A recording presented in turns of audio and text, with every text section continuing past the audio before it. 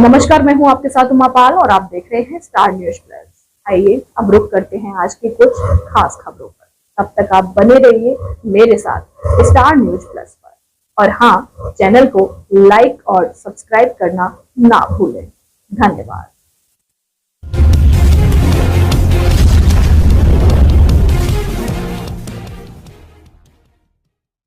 राहुल गांधी ने सीलमपुर से दिल्ली में चुनाव प्रचार का आगाज किया। उन्होंने इस दौरान दिल्ली के सीएम अरविंद केजरीवाल और पीएम मोदी दोनों पर ही निशाना साधा। राहुल ने कहा कि मोदी और केजरीवाल में कोई अंतर नहीं है, दोनों झूठे वादे करते हैं, दोनों में से कोई भी अडानी के खिलाफ नहीं बोलता। इसके बाद दूसरे दिन भी उन्होंने दिल्ली की ऐसी तस्वीर दिखाई जिसे देखकर लोग आप सरकार से सवाल कर रहे हैं कि 10 साल में केजरीवाल ने क्या किया। आज मकर संक्रांति का दिन भी था। ऐसे में राहुल गांधी दिल्ली के रिठाला पहुंचे और स्थानीय लोगों के साथ दही चूड़ा भोज में हिस्सा लिया। इस दौरान उन्होंने खासकर पूर्वांचली समुदाय के लोगों से संवाद किया और उनकी समस्याओं पर चर्चा की। इसके बाद राहुल गांधी ने एक वीडियो पोस्ट किया जिसमें दिल्ली की खराब दशा को दिखाया गया है। केजरीवाल सरकार से सवाल किया है कि जो वादा कर रही थी कि दिल्ली को पेरिस जैसा बना दिया जाए, लेकिन दिल्ली की हालत 10 साल में बेहद खराब हो गई है। राहुल गांधी के तेवरों से यह साफ हो गया है कि दिल्ली में इस बार कांग्रेस पूरी ताकत से चुनाव लड़ने की तैयारी में है। पार्टी नेताओं से भी राहुल गांधी ने आप और बीजेपी दोनों के ही खिलाफ आक्रामक अभियान चलाने का निर्देश दिया है। तो दूसरी तरफ आप के लिए अब 2 मोर्चे पर चुनौती बढ़ गई है और दिल्ली के पूर्व सीएम अरविंद केजरीवाल ने भी बीजेपी के साथ अब कांग्रेस को भी निशाने पर लिया।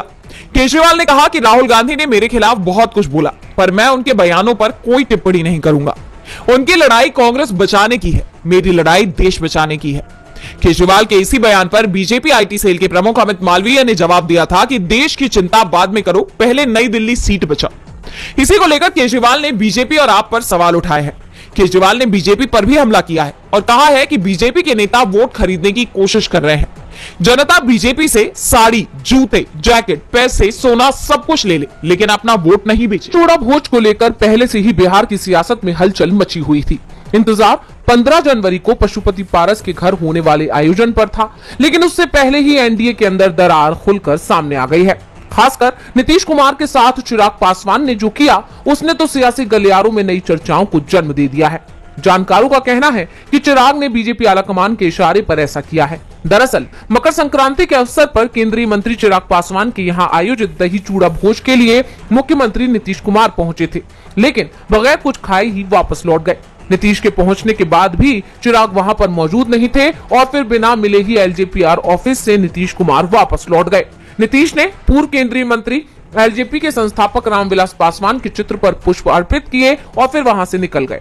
अब हैरानी की बात यह है कि इस खबर की चर्चा पूरे देश में हो रही है, फिर भी चिराग ने अभी तक इस मामले पर चुप्पी साधे रखी है। उनकी तरफ से खेद तक नहीं जताया गया है। इसलिए कहा जा रहा है कि चिराग ने बीजेपी आलाकमान के इशारे पर ही ऐसा किया है। ऐसा करके नीतीश को एनडीए से दरकिनार करने की रणनीति बनाई गई है। इसी के साथ ही आप सभी की निगाहें पशुपति पारस की तरफ से आयोजित किए गए दही चूड़े भोज पर टिक गई हैं। देखना होगा कि उनके कार्यक्रम से आने वाली तस्वीरें क्या संकेत देती हैं, क्योंकि इस कार्यक्रम में लालू यादव, नीतीश कुमार और राज्यपाल आरिफ मोहम्मद खान भी पहुंच सकते हैं। तो क्या इस कार्यक्रम के बाद नई संभावनाओं को भी महायुति गठबंधन के साथ नहीं लड़ेगी? महाराष्ट्र की सीएम देवेंद्र फडणवीस ने पार्टी के राज्य स्तरीय सम्मेलन में कहा कि कार्यकर्ताओं को अकेले चुनाव लड़ने के लिए तैयार रहना होगा। बीजेपी विधायक ने कहा कि बैठक में फडणवीस ने साफ कह दिया है कि मई महीने में प्रदेश में निकाय चुनाव कराए जाएंगे। उन्होंने उम्मीद जताई कि जनवरी के आखिरी में सुप्रीम कोर्ट निकाय चुनाव के आरक्षण पर फैसला सुना देगा।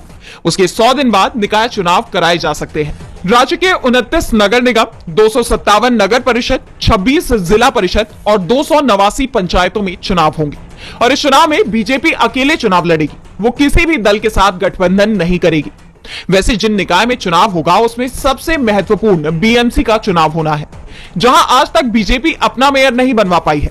शिवसेना और एनसीपी के साथ गठबंधन विधानसभा चुनाव के लिए था, लेकिन अब निकाय चुनाव में बीजेपी महायुति में नहीं रहेगी। तो दूसरी तरफ अजित पवार की एनसीपी ने भी साफ कर दिया है कि वो भी अकेले चुनाव लड़ने को तैयार है। इससे पहले एकनाथ शिंदे ने पार्टी कार्यकर्ताओं के साथ बैठक में साफ कह दिया था कि शिवसेना महायुति में रहकर चुनाव लड़ेगी, फिर भी अकेले चुनाव लड़ने की भी तैयारी करनी होगी। और अब शिवसेना की तरफ से भी अकेले चुनाव लड़ने की तैयारी शुरू हो गई है। महाराष्ट्र में दिख रहे टकराव का असर दिल्ली विधानसभा चुनाव में भी दिखाई दे रहा है। अजित पवार की एनसीपी दिल्ली में बीजेपी के खिलाफ चुनाव लड़ रही है, तो एकनाथ शिंदे भी आधा दर्जन सीटों पर उम्मीदवार उतारने की तैयारी में जुट गए हैं।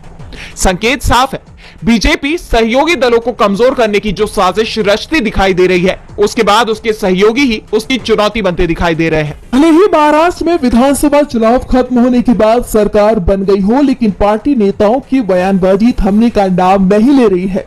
इसी कड़ी में एनसीपी एसपी के प्रमुख शरद पवार ने केंद्रीय गृह मंत्री अमित शाह को बड़ी नसीहत दे दी है। दरअसल 12 जनवरी को अमित शाह ने शिरडी में बीजेपी के सम्मेलन में कहा था कि महाराष्ट्र में बीजेपी की जीत ने 1978 में पवार के द्वारा शुरू की गई विश्वासघात की राजनीति को 20 फीट जमीन में दफना दिया है, जिस पर पलटवार करते हुए पवार ने कहा कि इस देश ने कई बेहतरीन गृह मंत्री देखे, लेकिन उनमें से किसी को भी अपने राज्य से बाहर नहीं निकाला गया।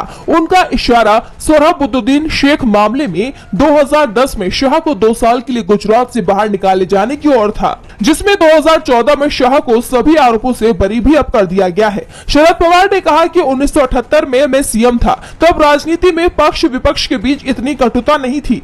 उस समय जनसंघ के उत्तम राव पाटिल जैसे लोग मेरी मिनिस्ट्री में थे। इसके बाद जब वाजपेयी पीएम बने थे तो उन्होंने मुझे आपदा मैनेजमेंट अथॉरिटी का अध्यक्ष बनाया था। मेरे विपक्ष में होने के बावजूद उन्होंने मुझे जिम्मेदारी दी थी, लेकिन आज ऐसा नहीं है। इसी के साथ शरद पवार ने अपनी पार्टी में किए जाने वाले बदलावों पर कहा कि पार्टी के अंदर बदलाव किए जाएंगे। ये बदलाव अगले 10 से 12 महीने में होंगे। हमारे प्रदेश अध्यक्ष स्वास्थ्य उपचार के लिए बाहर गए हैं, उनके लौटने पर हम इसकी घोषणा करेंगे और ये निर्णय लिया गया है कि हम इंडिया गठबंधन के रूप में राष्ट्रीय बीजेपी के जिला अध्यक्षों की नियुक्ति को लेकर विवाद शुरू हो गया है और ये मामला शिवपुरी के नवनियुक्त जिला अध्यक्ष जसवंत जाटव को लेकर गरमाया हुआ है। आरोप लगाए जा रहे हैं कि जसवंत जाटव को जिला अध्यक्ष के पद पर नियुक्त कर बीजेपी ने अपने संविधान को भी ताक पर रख दिया है और कहा जा रहा है कि ऐसा करके बीजेपी ज्योतिरादित्य सिंधिया को खुश करने में लगी हुई है। दरअसल बीजेपी के संविधान की माने तो 6 साल तक सक्रिय कार्यकर्ता रहने पर ही बीजेपी नेता जिलाध्यक्ष बनने के योग्य होते हैं और जसवंत जाटव की बात करें तो वो मार्च 2020 में कांग्रेस छोड़कर बीजेपी में शामिल हुए थे। यानी बीजेपी में शामिल होकर जाटव को बमुश्किल 4 साल ही हो रहे हैं और बीजेपी के संविधान के मुताबिक फिलहाल वो जिलाध्यक्ष बनने के योग्य नहीं है। इन आरोपों पर जसवंत जाटव का भी बयान सामने आया है। उनका कहना है कि वो इस मामले पर फिलहाल कुछ नहीं कहना चाहेंगे। ये पार्टी नेतृत्व का फैसला है और मैं इस फैसले पर कोई टिप्पणी नहीं करना चाहूंगा। बता दें कि जाटव पुराने कांग्रेसी रह चुके हैं और वो ज्योतिरादित्य सिंधिया के करीबी माने जाते हैं और जब 2020 में सिंधिया ने कांग्रेस छोड़कर बीजेपी ज्वाइन की थी तब सिंधिया के साथ ही जाटव ने भी पाला बदल लिया था और अब जिलाध्यक्षों की नियुक्ति को लेकर बीजेपी पर अपने ही संविधान को ताक पर रखने का आरोप लगा है। हालांकि बीजेपी की ओर से फिलहाल इस पर कोई जवाब सामने नहीं आया है। अमेरिका के नवनिर्वाचित राष्ट्रपति डोनाल्ड ट्रंप की परेशानी बढ़ती दिखाई दे रही है। कैपिटल हिल हिंसा मामले में ट्रंप पर कार्रवाई की तलवार लटकने लगी है, जिसके बाद उनके शपथ ग्रहण पर भी संकट के बादल मंडराने लगे हैं। दरअसल ट्रंप के खिलाफ 2020 में चुनाव नतीजे पलटने के आरोप में पहले से ही मुकदमा चल रहा है। इसके तहत ट्रंप पर अमेरिका को धोखा देने की साजिश, आधिकारिक कार्यवाही में बाधा डालने की कोशिश जैसे आरोप लगाए गए हैं। हालांकि ट्रंप ने सभी आरोपों से इनकार किया और खुद को निर्दोष बताया था और अब अमेरिकी न्याय विभाग ने अमेरिकी संसद के सदस्यों को इस मामले की जांच रिपोर्ट भेजी है। इस मामले के विशेष अभियोजक जैक स्मिथ ने इस रिपोर्ट में कहा कि ट्रंप नतीजों को पलटने के लिए आपराधिक साजिश में संलिप्त थे। उनकी पूरी कोशिश थी सत्ता में बने रहने की। इस रिपोर्ट में यह निष्कर्ष दिया गया कि मुकदमे में ट्रंप को दोषी ठहराने के लिए सबूत तो पर्याप्त है, लेकिन 20 जनवरी को निर्धारित राष्ट्रपति पद पर उनकी वापसी ने इसे असंभव बना दिया। ये रिपोर्ट ऐसे वक्त पर सामने आई है जब ट्रंप ने यह साफ कर दिया है कि राष्ट्रपति पद पर काबिज होते ही वो इस मामले में सभी आरोपियों को बरी कर देंगे, ये पूरा मामला खारिज करवा देंगे। अमेरिकी मीडिया के मुताबिक ट्रंप ने इस रिपोर्ट को भी दबाने की भरपूर कोशिश की थी, लेकिन वे सफल नहीं हो सके और रिपोर्ट अब सार्वजनिक कर दी गई है। आपको बता दें कि ट्रंप के खिलाफ ये पहला मामला नहीं है। इससे पहले भी हश मनी मामले में ट्रंप को दोषी करार दिया गया है, लेकिन उनके राष्ट्रपति पद पर विराजमान होने के कारण कोर्ट ने उन्हें दोषी ठहराया और सजा के तौर पर बिना शर्त रिहाई दे दी। अमेरिकी इतिहास में यह पहली बार ऐसा हुआ है जब किसी पूर्व राष्ट्रपति को संघीय मामले में दोषी ठहराया। दूसरे दिन भी प्रयागराज में श्रद्धालुओं का तांता लगा रहा। देश भर में आज मकर संक्रांति की धूम है और इस खास मौके पर प्रयागराज के संगम तट पर महाकुंभ का अमृत स्नान रहा। महाकुंभ का पहला अमृत शाही स्नान सुबह 6:15 बजे से शुरू हो गया था। वैसे तो अब तक इसे शाही स्नान ही कहा जाता था, लेकिन ये पहली बार है जब महाकुंभ में अमृत स्नान शब्द का इस्तेमाल किया गया। अखाड़ों ने ही ये नाम बदलने का प्रस्ताव दिया था। दूसरे दिन लगभग 3 करोड़ श्रद्धालुओं ने संगम में डुबकी लगाई। कुल 13 अखाड़ों में हर अखाड़े के स्नान के लिए 40-40 मिनट का समय तय किया गया था। अभय चेतन फलाहारी उर्फ मौनी महाराज दंडवत परिक्रमा करते हुए संगम पहुंचे और स्नान किया। वहीं कथावाचक जया किशोरी भी पहली बार कुंभ में स्नान के लिए पहुंची थी।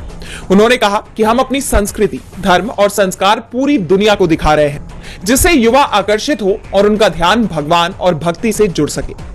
इस दौरान श्रद्धालुओं पर हेलीकॉप्टर से लगातार फूल बरसाए जा रहे हैं। हाथों में तलवार, त्रिशूल और डमरू लिए सन्यासी, पूरे शरीर पर भभूत, घोड़े और रथ की सवारी, हर हर महादेव का उद्घोष। ये नजारा था संगम के घाटों का। लेकिन अब जब स्नान हो चुका है तो श्रद्धालु वापस अपने आशियाने की तरफ रवाना हो रहे हैं। ऐसे में रेलवे स्टेशन और बस स्टैंड पर भारी भीड़ हो गई है। प्रयागराज रेलवे स्टेशन पर तो पैर रखने की जगह नहीं है। भीड़ पर काबू पाने के लिए और कोई अप्रिय घटना से बचने के लिए लोगों को हॉल में ही रोक लिया जा रहा है और आने वाली ट्रेन के हिसाब से ही टुकड़ों में प्लेटफॉर्म पर भेजा जा रहा है, जिससे ज्यादा भीड़ न बढ़ने पाए। दोपहर से ही ये व्यवस्था की गई है। पूरी संगम नगरी सीसीटीवी सर्विलांस पर है और घाट 7 लेयर की सुरक्षा घेरों से घिरे हुए हैं। अगले 1.5 महीने तक प्रयागराज पर सिर्फ देश ही नहीं बल्कि पूरी दुनिया की नजर रहेगी।